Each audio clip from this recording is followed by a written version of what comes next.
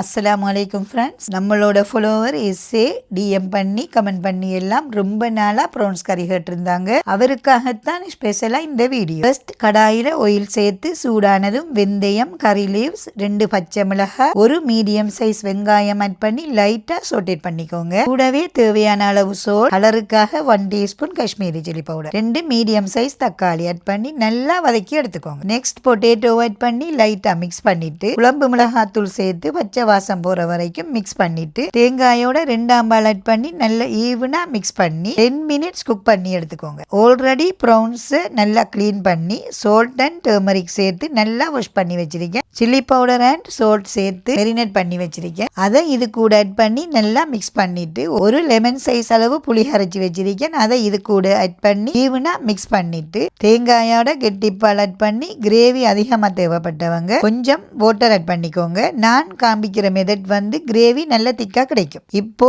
இதை ஒரு 10 minutes lid போட்டு குக் ஆகி வந்தது. மேலாப்புல சீரக பவுடர் கொஞ்சமா கறி லீவ்ஸ் ஆட் பண்ணி எடுத்தா என்னோட ஸ்டைல் அல்டிமேட்டான சூப்பர் டேஸ்டியான ப்ரான்ஸ் கிரேவி ரெடி. கண்டிப்பா நீங்களும் ட்ரை பண்ணி பாருங்க. அப்படியே நம்ம சேனலை மறக்காம ஃபாலோ பண்ணுங்க.